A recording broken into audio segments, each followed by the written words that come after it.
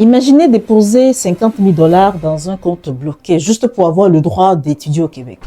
Une caution pour prouver votre sérieux. Ça semble fou.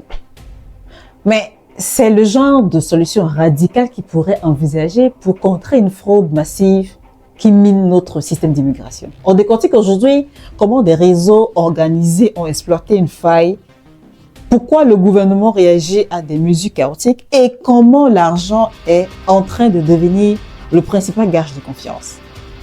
Les chiffres sont clairs. La population résidente temporaire au Québec a explosé, atteignant près de 617 000 personnes au 1er janvier 2025 ou 2026, au fur et à mesure. Faut revoir ça. Cette vague met une pression immense sur nos services déjà au point de rupture, comme le logement et la santé. Mais cette hausse n'est pas seulement due à l'attractivité du Québec, elle est nourrie par une véritable industrie de la fraude.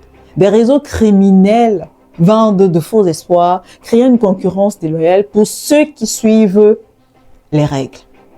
Le système est au bord de l'explosion et de la confiance est brisée. Le gouvernement est donc forcé de réagir. Mais sa réponse est-elle à la hauteur? Comment en est-on arrivé là? À l'étranger, des réseaux bien rodés vendent un package d'entrée pour le Québec. Au cœur de l'offre, une lettre d'admission d'un vrai collège, mais complètement falsifiée, moyennant plusieurs milliers de... Comment est-on arrivé là? Le stratagème des faux étudiants est simple et redoutable. À l'étranger, des réseaux vendent un package d'entrée au Québec dont la pièce maîtresse est une fausse lettre d'admission d'un vrai collège québécois. C'est pas nouveau, je ne l'invente pas. Faut suivre les actualités.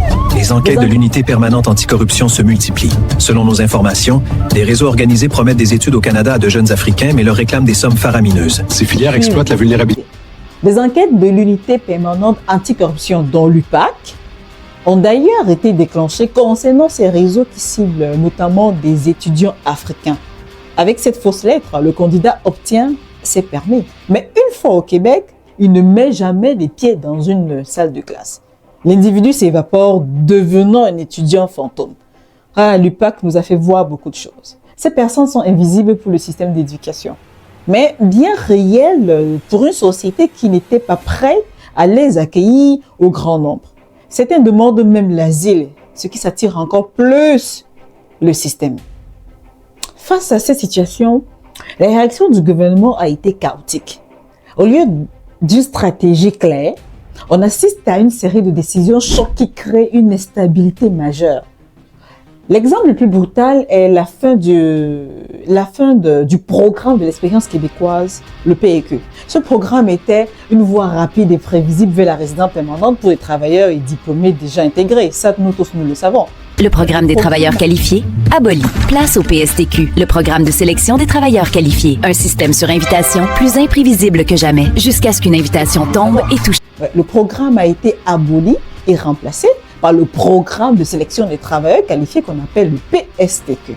Un système sur une invitation beaucoup plus imprévisible. Le message envoyé était terrible. Même si vous suivez les règles, elles peuvent changer à tout moment. Cette instabilité risque de faire fuir les talents dont le Québec a désespérément besoin. Alors, comment démanteler ce réseau ou ces réseaux? Une idée explosive fait son chemin. Utilisez l'argent comme filtre. Je m'explique, on se calme s'il vous plaît, on se calme. Revenons à notre hypothèse. Si chaque étudiant devait déposer une caution de 50 000 dollars, remboursable uniquement s'il termine ses études ou devient résident en règle, le modèle d'affaires des fraudeurs s'effondrerait, à mon avis bien sûr.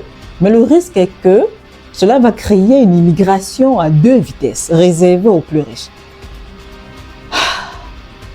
Peut-on faire des omelettes sans casser des œufs? Mais si ce n'est qu'une hypothèse, le gouvernement a déjà fait un pas dans cette direction. À partir du 1er janvier 2026, la preuve de capacité financière pour un étudiant seul sera drastiquement augmentée, passant à 24 617 $, sans compter les frais de scolarité. Cette hausse montre la nouvelle logique. L'argent devient un détecteur de sérieux. Cette situation soulève une question fondamentale.